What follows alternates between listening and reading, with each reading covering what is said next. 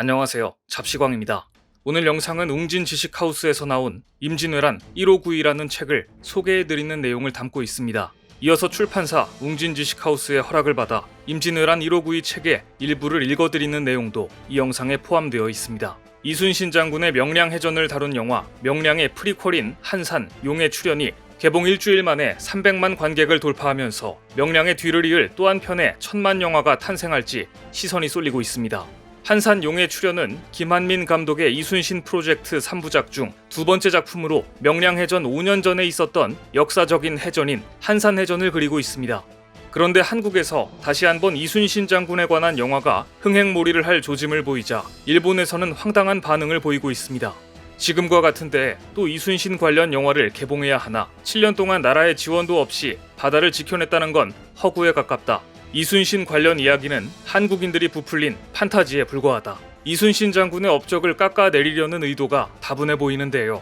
오징어 게임, 기생충, BTS 등 한류 컨텐츠들이 전 세계인들에게 엄청난 영향력을 미치게 되는 상황에서 일본의 만행과 이순신 장군의 영웅적인 활약이 전 세계인들에게 전파될 것을 생각하니 일본인들의 불안감이 고스란히 드러난 것입니다. 하지만 이미 이순신 장군은 한국뿐 아니라 서구권 국가에서도 역사상 가장 위대한 해전을 이끈 장군으로 기억되고 있습니다. 태평양 전쟁 당시 일본은 자신들은 단 한 번도 패한 적이 없다고 자랑했었습니다. 이때부터 역사 왜곡은 습관이 된 것 같은데요. 하지만 663년 백강 전투와 임진왜란은 일본이 온 국력을 쏟아붓고도 이기지 못한 전쟁이었습니다. 태평양 전쟁 당시에도 미국에는 일본의 이런 거짓말을 꿰뚫어본 장군이 있었습니다. 미 해군 역사상 최고의 장군인 체스터 니미츠 제독입니다. 니미츠 제독은 1944년 태평양 전쟁 말기에 진주만의 미 해군 기지에서 기자들에게 브리핑을 하던 중 일본의 거짓말에 대해 이렇게 말했습니다. 1592년 한국의 연합군 함대가 부산 인근에서 일본 함선을 공격했고 일본군 함대 80여 척 중 상당수가 격침되었습니다. 이후 벌어진 전투에서도 70여 척의 일본 함대는 섬멸되고 말았습니다. 일본 함대에 가해진 이 강력한 타격은 일본 육군을 고립시켰습니다. 며칠간 진행된 이 해군 작전을 이끈 제독은 이순신 장군입니다. 일본은 항상 승리하지 않았습니다. 니미츠 제독은 이순신 장군의 위대한 해전인 한산도 대첩을 알고 있었던 겁니다. 얼마 전 한미 연합사령관인 폴 라케머라 역시 유엔 참전 용사 추모식 날의 연설 도중 연합군의 침착한 태세의 중요성을 강조하면서 물령망동 정중여산이라는 말을 인용했습니다. 이 말은 이순신 장군이 1592년 옥포 해전을 앞두고 병사들에게 한 말로 가벼이 움직이지 말고 태산같이 무겁게 침착하게 행동하라는 뜻입니다. 여기에는 숨겨진 메시지가 있는데요. 미군 사령관이 이순신 장군을 통해 2차 세계대전 당시 수많은 연합군의 희생을 야기시킨 일본의 전쟁 범죄를 잊지 말자는 메시지가 숨어 있었던 것입니다. 미 해군 연구소에서도 이순신 장군이 이끈 해전을 극찬했고 난중일기를 감명 깊게 읽은 영국 고위 장교가 한국을 방문했을 때 이순신 장군의 동상에 경례까지 했다는 일화도 전해집니다. 임진왜란 당시 이순신 장군에게 호되게 당했던 일본은 이후에도 호시탐탐 조선을 노리다가 결국 국권을 침탈하고 식민 지배하면서 이 땅에 엄청난 고통을 줬습니다. 지금도 역시 진심 어린 반성이나 사과 없이 독도 왜곡과 역사 왜곡을 서슴지 않고 있습니다. 그런 일본이 지금 가장 몰입하고 있는 일은 다시 전쟁이 가능한 나라가 되는 것입니다. 일본은 얼마 전 치러진 참의원 선거에서 자민당이 압승을 거두며 평화헌법을 개정하기 위해 속도전을 벌이고 있습니다. 전범국 일본이 1946년 제정된 평화헌법 개헌을 통해 다시 전쟁이 가능한 국가로 변모를 꾀하고 있는 것입니다.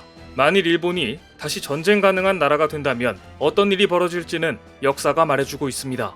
임진왜란을 거쳐 정유재란으로 접어들면서 일본의 목표는 당초 조선 점령과 명나라 침공에서 후반부로 갈수록 점차 조선의 인적, 물적 자원을 약탈하는 것으로 방향을 바꾸게 됩니다. 이때부터 수많은 조선인들이 일본으로 끌려갔는데 일본은 생포한 조선인들을 혹사시키는 것은 물론 귀와 코를 잘라 귀무덤, 코무덤을 만드는 끔찍한 만행을 저지르기도 했습니다. 또한 살아남은 조선인들은 강제로 일본으로 끌려가 다시 유럽과 동남아 일대에 국제 노예로 팔렸습니다. 당시 조선인 노예들이 전 세계 노예 시장에 풀리면서 그 시세는 6분의 1로 내려갈 만큼 엄청난 영향을 끼쳤다고 전해집니다. 얼마나 많은 조선인 노예들이 임진왜란 당시에 끌려갔는지 정확히 집계된 기록은 없지만 학계에서는 대략 10만에서 20만 이상의 규모로 추정하고 있습니다. 당시만 해도 일본은 도자기를 만들 수 있는 기술이 없어서 나무 그릇이나 도기를 사용했는데 임진왜란 때 끌고 간 조선 도공들에 의해 16세기 첨단 반도체 기술이나 다름없었던 조선의 도자기 기술이 전수돼 일본의 도자기술이 일취월장한 것은 잘 알려진 사실입니다. 임진왜란은 일본이 조선의 문화를 훔쳐간 문화전쟁이었습니다. 메이지 시대 일본의 한 역사학자는 임진왜란을 두고 일본의 사치스러운 해외 유학이라고 규정하기도 했습니다. 하지만 그 유학 비용은 임진왜란 때 끌려간 조선인의 피와 눈물이었습니다. 한국과 일본의 관계를 이야기할 때 반드시 언급되는 인물이 바로 이순신 장군입니다. 그러니 이순신 장군과 관련된 영화, 책, 드라마 등의 콘텐츠가 세계에 널리 알려지는 것을 가장 두려워할 나라도 바로 일본입니다.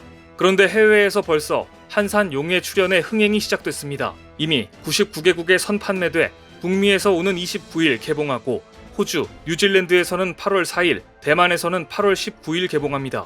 최근 한국 드라마들은 넷플릭스에 올라가자마자 인기 순위 1, 2위를 기록할 정도로 한류 콘텐츠에 대한 관심이 폭발적입니다.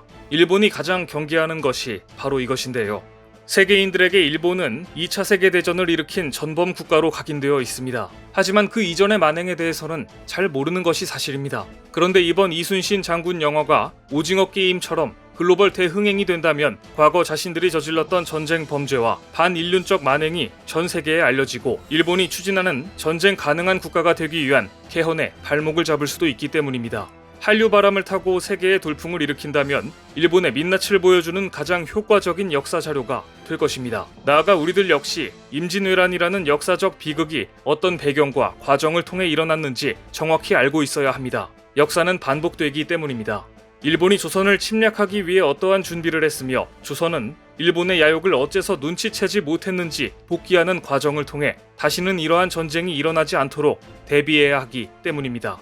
얼마 전 KBS에서 방영된 팩추얼 드라마 임진왜란 1592 제작팀은 드라마에서 담지 못한 임진왜란의 자세한 과정을 책으로 펴냈습니다. 이 책은 특히 임진왜란이 발생하기 이전 도요토미 히데요시의 행적을 자세히 분석했는데요.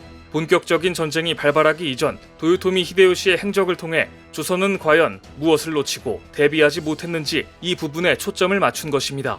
앞으로 전쟁이라는 비극을 다시 경험하지 않기 위해서는 반드시 짚고 넘어가야 할 중요한 부분인 것이죠. 그럼 지금부터 임진왜란 1592 책의 일부를 읽어드리겠습니다.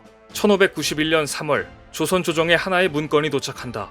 100여 년간의 전국시대를 끝내고 일본을 통일한 도요토미 히데요시의 서신이었다. 조선 국왕 각하에게 나는 비록 보잘것없는 일개의 신하였지만 일찍이 어머니가 나를 잉태할 때 태양을 품는 꿈을 꾸었고 기이한 징조 덕분인지 나에게 적개심을 가진 자는 저절로 기세가 꺾여 멸망하는지라. 나는 싸우면 반드시 이기고 빼앗았다. 한 번에 뛰어서 곧바로 대명국에 들어가려고 하니 내가 명에 들어가는 날 사졸들을 거느리고 군영에 나오라. 늦게 복속해 온다면 용서하지 않을 것이다.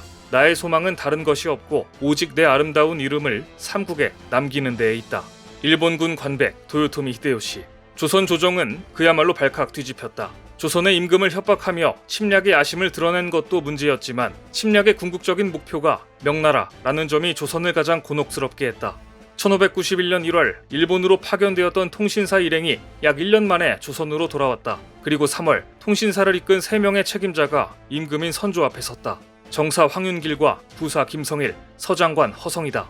전쟁이 일어날 것인가, 일어나지 않을 것인가. 일본과 약 100년간의 외교 공백이 생긴 조선의 입장에서는 이들의 의견과 판단이 어느 때보다도 중요했다. 그런데 통신사의 책임자인 정사와 부책임자인 부사의 답변이 극적으로 갈렸다. 황윤길은 전쟁이 곧 일어날 것임을 주장한 반면 김성일은 전쟁의 가능성을 일축한 것이다. 황윤길, 일본이 많은 병선을 준비하고 있는 것을 보아 외적은 반드시 침입할 것입니다. 대비책을 마련해야 합니다. 김성일, 침입의 조짐을 발견하지 못했을 뿐 아니라 정사께서 장황하게 아뢰어 민심을 동요시키니 적절치 않습니다. 두 사람의 상반된 견해는 도요토미 히데요시의 용모를 묻는 임금의 질문에서도 이어졌다. 황윤길, 눈빛이 반짝반짝하니 담력과 지략을 겸비한 사람으로 보였습니다.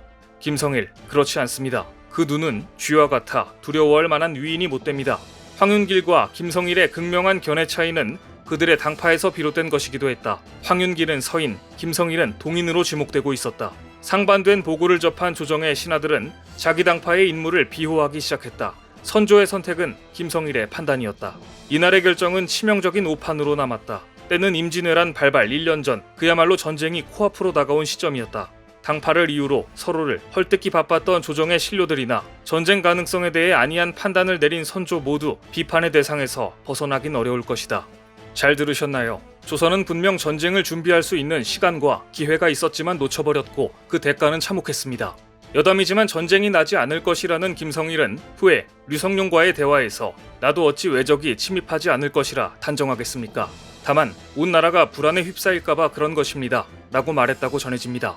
이후 임진왜란이 발발하자 김성일은 차명 위기에 처하였으나 류성룡의 간청으로 전쟁 초기 가장 위험했던 경상도로 병사도 없이 홀로 보내지게 됩니다. 본인의 오판이 나라를 위기에 빠뜨렸다는 반성 때문인지 김성일은 이후 굉장한 활약을 보여줍니다. 경상도로 내려간 김성일은 곽재우 장군을 후원하며 의병 활동을 적극 지원하는데요. 그는 체계가 없던 의병 활동을 정비하였고 경상도 각지의 의병 대장들과 연계해 왜군과 교전을 지휘하여 의병의 아버지로 불리기도 합니다. 그는 호남 지역이 왜군에게 넘어가면 조선은 멸망한다는 생각으로 진주성으로 향하게 됩니다. 김성일은 진주성에 도착했지만 성은 텅 비어 있었고 당시 지리산으로 피신해 있던 판관 김시민을 불러들여 진주 목사로 삼았으며 김시민과 함께 임진왜란 3대 대첩 중 하나인 1차 진주성 전투를 진두지휘해 승리를 거두게 됩니다.